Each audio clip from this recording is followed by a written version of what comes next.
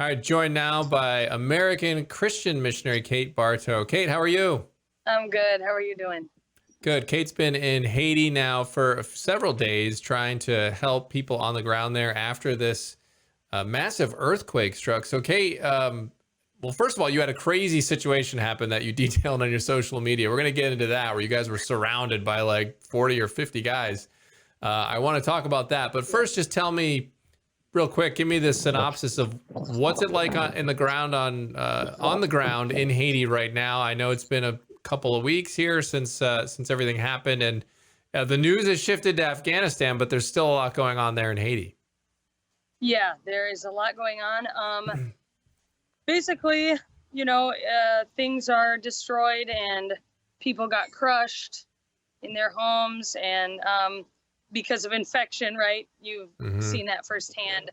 People can easily die or lose their limbs, or so we just bandaged a lot of wounds and got a shipment of tarps in from Port-au-Prince, which was really difficult to do because the road is closed because of the gangs. So, two doctors were kidnapped, and they attack the trucks that are bringing supplies and steal everything. So what was hardest for us was Saturday. Trav, my brother, flew in. I was there with just Zeke in a bed the first 3 days or so. And then Trav flew in Saturday, and we got a shipment of tarps from like a kind of a Home Depot type place in Port-au-Prince. And then we got a cargo plane, like a charter plane. We chartered a plane to fly all those tarps into Jeremy. So really the whole thing was miraculous because, it's just been roadblock after roadblock after roadblock. It's been a lot. So. Yeah, and your dad actually sent me some video that we posted on CBN and FaithWire, just showing some of the rocks and the boulders that had fallen on a newly paved road. When I was there reporting on your story and some other stories there in Haiti back after the hurricane, it was all dirt roads and gravel roads through the mountains, and it looked really nicely paved. But now that's all been crushed by these huge boulders that are like the size. They look like 20 feet tall. Yeah, they're as wide as the road. Yep. Yeah. So what's that doing to the rescue efforts with the roads damaged? Because it's not like Haiti's not like a lot of other places. There's not a variety of interstate highways you can hop on to go from one town to the next. There's one road.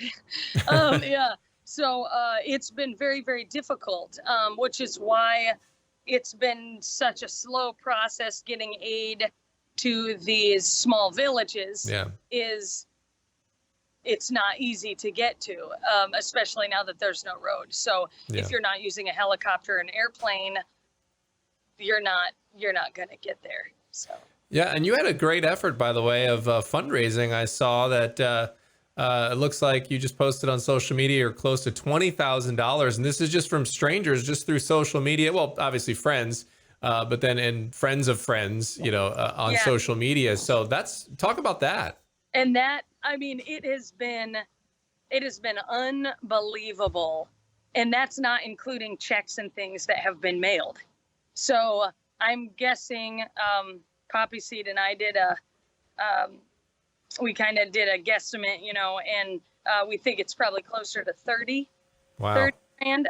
So yeah, it's been everyone, because everybody plays their part, right? So I'm a hustler. My brothers are hustlers. My boyfriend is a hustler. And so we're just like, we're going, let's go, There are people who get to be boots on the ground. There are people who get to spread the word, like yourself. And then there are people who are doing this social media stuff, and they are gathering so many funds. I could not be more grateful. That is awesome. So grateful. It's everybody's part that makes stuff like this happen, that makes people even be able to be boots on the ground, Yeah, I want to get a little granular here, because you mentioned one of the main things you were handing out were tarps, and I think Americans probably, especially ones who haven't been to Haiti, have a hard time grasping how a tarp, because you shared some video on social media where you could see people that you were receiving the tarps that you guys were handing out, and they were super grateful. And I think Americans maybe can't quite grasp why a tarp would be something that is almost like a prized possession. So maybe you can explain a little bit about why those are so important right now. Okay. So I'll just have them, whoever's watching this, kind of take a minute and pretend that everything I'm saying is about you. Your house has been crushed flat. You have 5 kids. You take care of another 5, right? So now you've got 10 kids.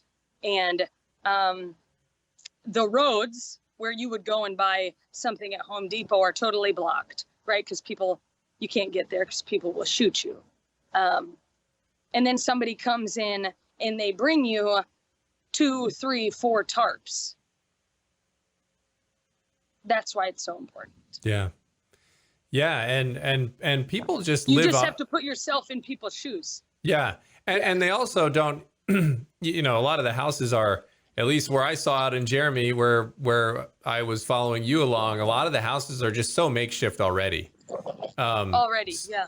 So just having something that you can put over that can keep you dry. I mean, that video your father sent, that we published, that showed people just kind of weathering the tropical storm, which hits right after the earthquake, after their houses have been destroyed. And there's just, this agony you can hear in their voices, and it's just heartbreaking.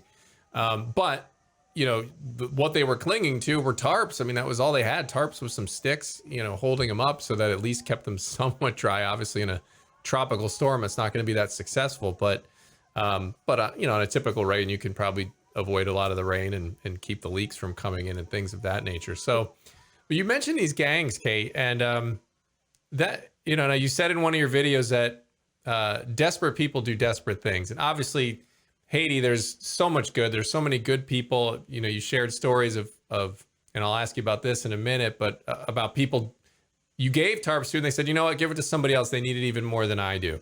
So a lot of selflessness, a lot of great heart there. But then you have this other side. You've got desperate people who are, as you said, attacking. And talk about what happened when you guys weren't moving quick enough, because you'd go in. Talk about first why you moved quickly, and then second, what happened when you kind of didn't move quickly enough. Yeah. Okay.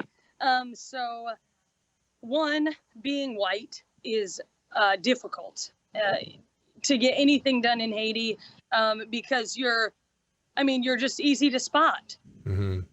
And so for us to be white and doing it is hard enough, which is why we had to hustle, is because, and not even just being white, like if they see tarps or food or something like that, the person giving it out is immediately going to get mobbed.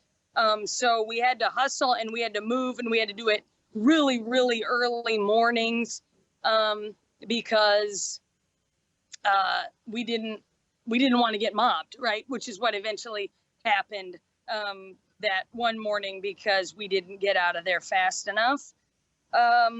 So yeah, that's why. It's just because you will get surrounded. I mean, it will become insanity very, very quickly. So aside from and you guys basically had to fight your way out of that situation, did you not? Yeah, we did. I am not surprised, having followed you around before. I'm not surprised that you sort of went Jack Bauer on the situation there to get out of there. But I'm glad you're okay. But talk about because obviously that's one element of Haiti, and I think before Americans are quick to judge, and I think you noted this, but we were fighting. You had people brawling over toilet paper, and I've seen it. I remember in Hurricane Sandy, people were shooting at one another in gas lines because they were desperate to get gas. We all think we're civilized until your supply lines get cut down and you don't have any stuff, and then you see it all fall apart. So that's just one element. But tell me about generally what you've been finding among the people. How's their spirit? How are they doing in the midst of all of this? Just one thing after another for Haiti. Well, when it was Haitians are the strongest, most joyful people. They just are. And maybe that's because I'm part Haitian, and so I'm like, no, but I'm always so proud of our Haitian heritage, like because of the people, and they like doing it so early in the morning and where people are not even awake yet, and walking out and running to people's little shacks that they've kind of built. Yeah. I mean, they are so grateful and so joyful and just like praising God in this moment for something as simple as a tarp.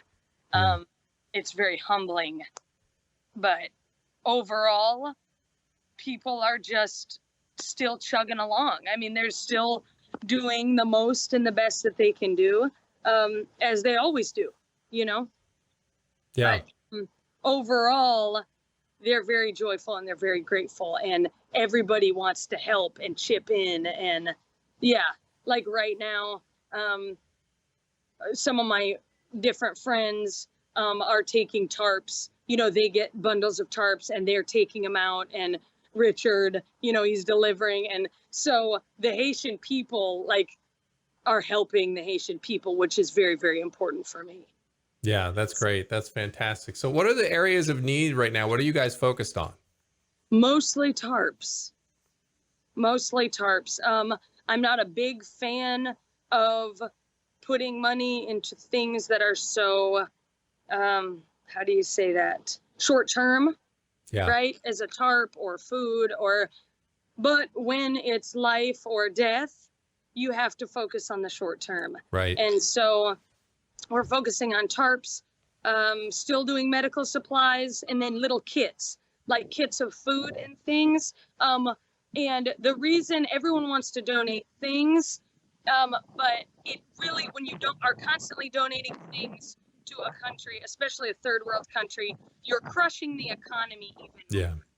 So it's very, very important to me to be buying in country. So like the food kits, I'm buying from Port-au-Prince. They're being packaged in Port-au-Prince. The tarps, I'm buying from Port-au-Prince and having them brought to Jeremy. So that it stays in country as much as possible. All right, where we'll put it up on the screen, but just tell me where people can donate if they want to help out your efforts on the ground there. Okay, I have a Venmo. Kate Outlaw 1. I have a PayPal, which is CaitlinClerier@gmail.com. And my boyfriend, he has a Zelle. So I don't know what that is, but he just is then Venmoing it to me. But all right. Well, God bless you, Kate. I appreciate the update here, and we will be following your journey as always, and praying for the people of Haiti for sure. Okay. Thank you, Dan.